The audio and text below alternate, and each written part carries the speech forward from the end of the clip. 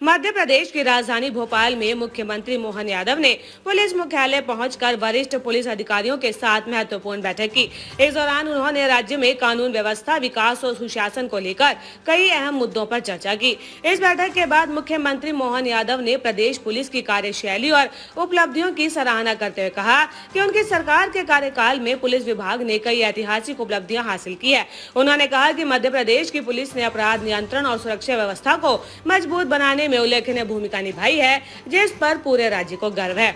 मुख्यमंत्री ने यह भी कहा कि मध्य प्रदेश देश का पहला ऐसा राज्य है जिसने नक्सलवाद जैसी गंभीर चुनौती पर प्रभावी नियंत्रण स्थापित किया। उन्होंने जोर देते हुए कहा कि विकास और सुरक्षा एक दूसरे के पूरक हैं। पुलिस को अपनी क्षमता के अनुरूप कानून व्यवस्था बनाए रखने का काम करना चाहिए, जबकि प्रशासन को विकास योजनाओं को गति देकर सुशासन सुनिश्चित करना चाहिए। तो वहीं कांग्रेस नेता मीनाक्षी नटराजन की याचिका सुप्रीम कोर्ट के द्वारा खारिज किए जाने के मुद्दे पर मुख्यमंत्री ने प्रतिक्रिया दी। उन्होंने कांग्रेस पर निशाना साधते हुए कहा कि चुनावी हार के बाद विपक्षी दल लगातार सुप्रीम कोर्ट, चुनाव आयोग और चुनाव अधिकारियों पर सवाल उठाते हैं।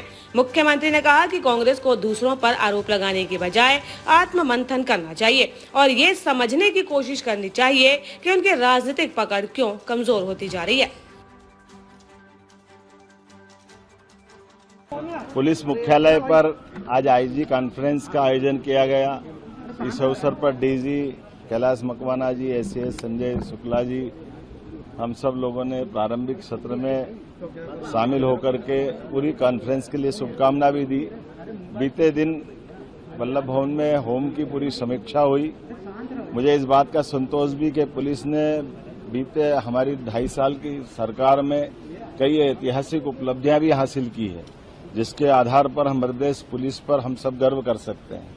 एक तरफ सालों पुरानी नक्सलवादियों की जो परेशानी थी, हमारे मंडला, बालाघाट, डिंडोरी राज्य के अंदर कई प्रकार से इनके कारण से विकास भी अवरुद्ध था, कई लोगों को जान भी गंवाना पड़ी। कांग्रेस के शासनकाल में एक हमारे मंत्री की भी हत्या हुई थी। ऐसे में पुलिस ने अपने राज्य से यशस्वी प्रधानमंत्री के संकल्प और गृह मंत्री के मार्गदर्शन में नक्सलवादियों का पूरा सफाया करके अपने दमखम पर सुशासन की उत्कृष्ट मिसाल हासिल की। मैंने सबको बधाई दी है और दुनिया देख रही कि भारत में मध्य प्रदेश वो राज्य है जिसने सबसे पहले अपने यहाँ के इस नक्सलवादी दंश को समाप्त किया। भोजशाला के वर्तमान में न्यायालय के निर्णय के आधार पर उस निर्णय को लागू कराने का भी उत्कृष्ट उदाहरण मध्य प्रदेश की पुलिस के माध्यम से जिला प्रशासन ने हासिल किया। मैं धार प्रशासन को बधाई देना चाहूंगा। उसके पहले चाहे बसंत पंचमी का मामला हो, राज्य के अंदर कानून और व्यवस्था की स्थिति में कई प्रकार की चुनौतियां भी हैं।